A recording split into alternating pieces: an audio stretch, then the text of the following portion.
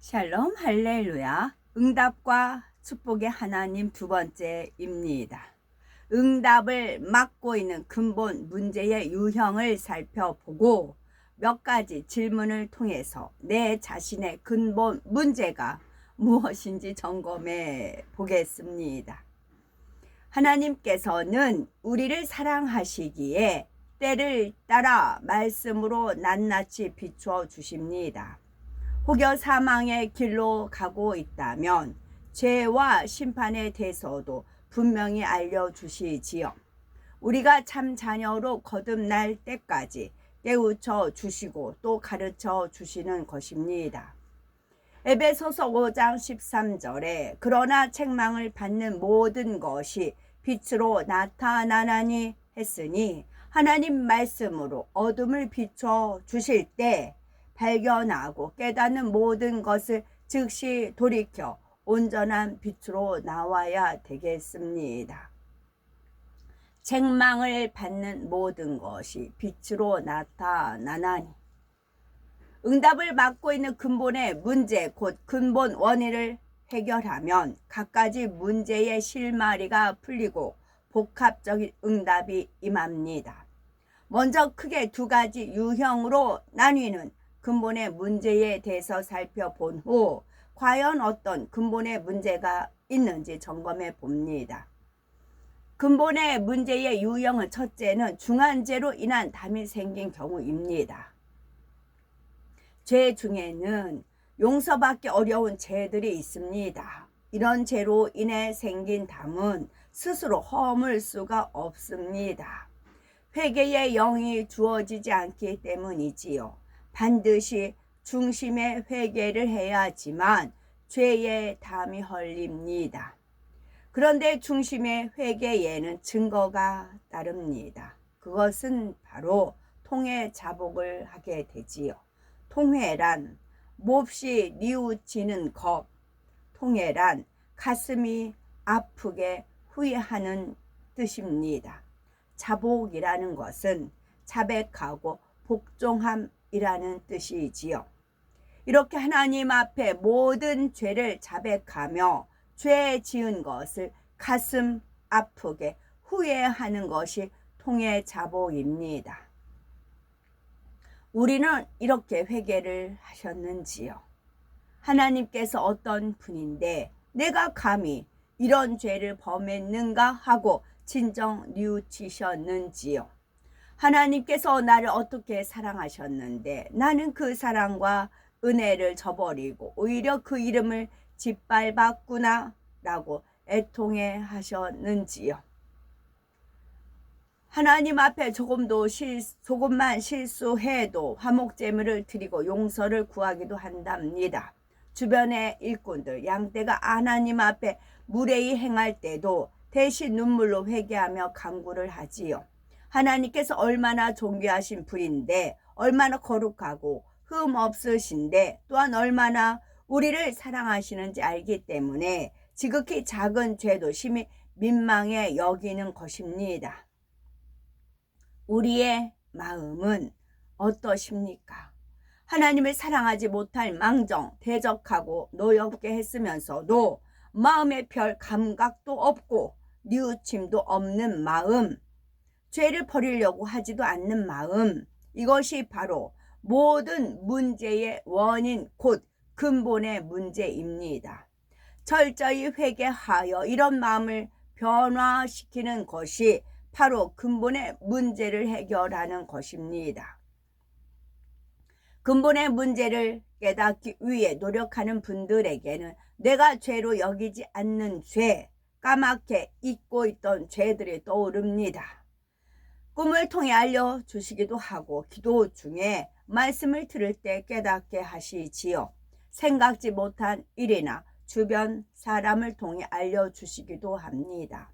또 그 죄가 얼마나 하나님을 진노케 하고 하나님을 아프게 했는지 깨달아집니다. 즉 몰라서 회개하지 못한 죄, 알아도 회개의 영이 오지 않아 회개하지 못한 죄를 회개할 수 있도록 은혜를 주시는 것이지요. 이처럼 깨달음을 주시면 그 즉시 철저히 회개하고 돌이켜야 합니다. 그러면 그토록 소원하는 복합적인 축복이 임합니다. 아버지 하나님의 끝없는 사랑, 자비와 긍휼함이 이런 기적을 가능하게 하는 것이지요.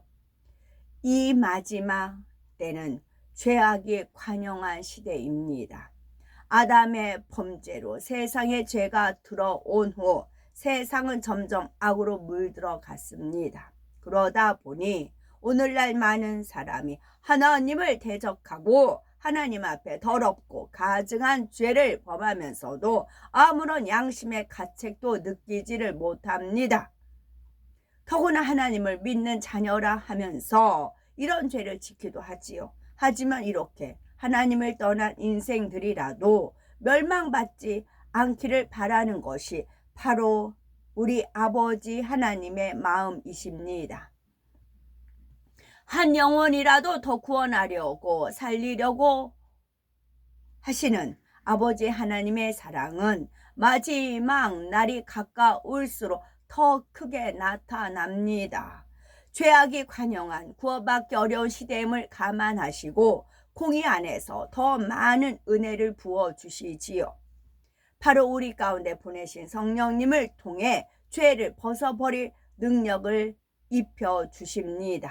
성령님은 영혼들이 한 심판의 하나님, 두려운 하나님보다는 인자와 긍휼의 하나님으로 느끼게 하시지요. 영혼들은 이런 하나님의 사랑을 느끼는 만큼 죄를 벗고 빛 가운데 살 힘을 얻습니다.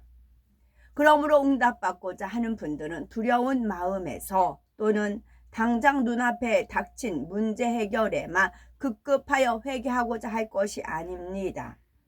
이처럼 좋으신 하나님을 사랑하지 못하고 이전에 왜 그런 죄를 지었는지 내 근본 마음을 깨달아 돌이키려고 해야 하지요. 이렇게 해서 하나님과의 사랑의 관계가 회복되면 무엇이든지 구하는 것에 응답해 주십니다. 물론 단번에 회개하고 근본의 문제를 해결받는 분도 있지만 마음을 변화시키는 만큼 조금씩 담이 헐리는 경우도 있습니다. 그러므로 끝까지 포기하지 마시고 하나님의 사랑을 의지하여 근본 마음을 바꿔 나가야 되겠지요. 두 번째 유형은 하나님을 사랑함이 부족함으로 담이 생겨 응답받지 못하는 경우입니다. 이는 어떤 중한 죄로 인해서 담이 생긴 것은 아니고 당연히 순종해야 할 것을 순종하지 않는 등 하나님을 서운케 함으로 담이 생긴 경우입니다. 하나님을 기쁘시게 해야 응답과 축복이 임하는데 하나님을 기쁘시게 하려면 하나님을 사랑하는 증거를 보여야 합니다. 하나님을 사랑하는 것은 요한일서 5장 3절에 하나님을 사랑하는 것은 이것이니 우리가 그의 계명들을 지키는 것이라 한 대로 하나님의 계명을 지키는 것입니다. 하라 하지 말라 버리라 지키라 말씀한 대로 순종하는 것이지요. 즉 구원의 은총을 입어 하나님의 자녀가 되었으면 이제는 하나님의 뜻을 헤아려 그 뜻대로 살아야 합니다. 그런데 여전히 자기 뜻대로 자신이 원하는 대로 살기를 고집하지요. 성도로서 당연히 해야 할 일도 하지 않고 순종하지도 않습니다. 이런 일 하나하나가 쌓여서 담이 되는 것이고요. 이 담은 마치 하늘에 구름이 끼어서 맑은 하늘이 보이지 않는 상태와 같고 가느다란 거미줄이 얼기설기 쳐져 있는 모습과도 같은 것입니다. 하나님을 성쾌했던 크고 작은 일들이 쌓여 하나님과의 사이를 이처럼 가로막고 있는 것이지요. 아무리 기도해도 기도가 막혀 올라가지 못하고 하나님께서도 응답 주실 수가 없는 상태입니다. 그러므로 이제까지의 신앙을 돌아보면서 이런 것들을 회개하여 담을 걸어야 합니다. 이 경우는 마음으로 회개하고 결단한 후 계명을 지켜나가면 담이 헐리는 경우가 대부분입니다. 그런데 계명대로 살라 하시는 것은 로봇처럼 행위로만 순종하라는 것이 아닙니다. 계명을 지켜 행하라 명하신 이유가 무엇인지 마음으로 깨달아 자원하여 행하기를 원하시지요. 물론 처음부터 100% 하나님의 마음과 뜻을 깨달을 수 있는 것은 아닙니다. 그러나 계명을 열심히 지켜나가다 보면 차츰 하나님의 뜻이 깨달아지고 하나님 사랑이 느껴지므로 하나님을 진정 사랑하게 됩니다. 이렇게 계속 나아가면 결국 마음에서 우러나와서 계명을 100% 지킬 수 있게 됩니다. 그러면 하나님을 100% 사랑하는, 하나님을 첫째로 사랑하는 자녀라 인정해 주시지요. 무엇이나 구하는 대로 응답을 받습니다.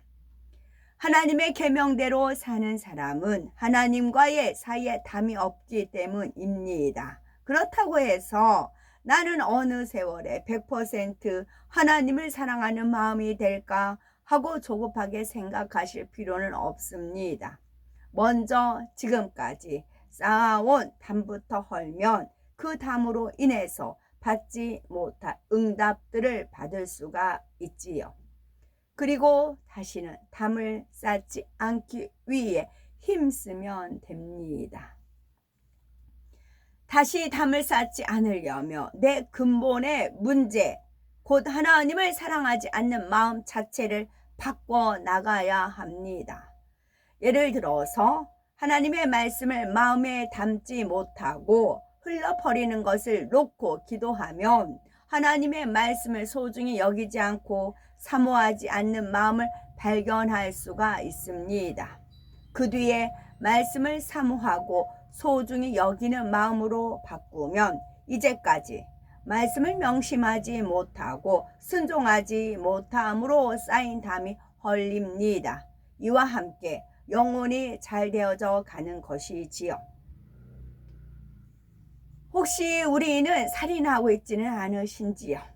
출애굽기 20장 13절에 하나님께서 살인하지 말지니라 하고 명하셨습니다. 이는 10계명 중 6번째 계명이고요. 그런데 육의 생명을 해치는 살인도 살인이지만 영적으로는 누군가를 미워하는 것도 살인입니다. 요한일서 3장 15절에 그 형제를 미워하는 자마다 살인하는 자니 살인하는 자마다 영생이 그 속에 거하지 아니하는 것을 너희가 아는 바라 했습니다. 따라서 살인하지 말라는 것은 미워하지 말라는 말씀입니다. 하나님을 정녕 믿고 사랑한다면 이전에는 내가 누구를 미워하던 사람이었다 해도 이제는 사랑하는 사람으로 바뀌어야 합니다. 마음에 미움이 있으면 시기, 질투, 판단, 혈기 같은 것이 아울러 나옵니다. 누구든지 선하게 바라보고 사랑하면 참 행복한데 시기, 질투, 판단, 정죄하면 너무 힘듭니다. 우리는 대부분 말씀을 잘 아시기 때문에 내 자신의 마음을 잘 아실 겁니다. 그러나 혹여 모르신다면 내 자신을 철저히 점검해 보셔야 되겠지요. 말씀을 들을 때 저건 누구 이야기인데 나는 아닌데 할 것이 결코 아닙니다. 내 말씀으로 받아야 하지요. 또 이 정도야 별거 아니니까 괜찮겠지 하고 넘겨서도 안 됩니다. 예를 들어 누구를 대할 때 마음이 조금만 불편해도 미움이 있는 것입니다. 이것을 인정해야만 하지요.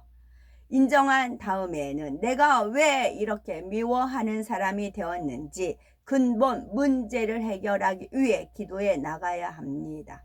예를 들어서 예전에 마음에 응어리가 생길 만큼 큰 상처를 받았습니다.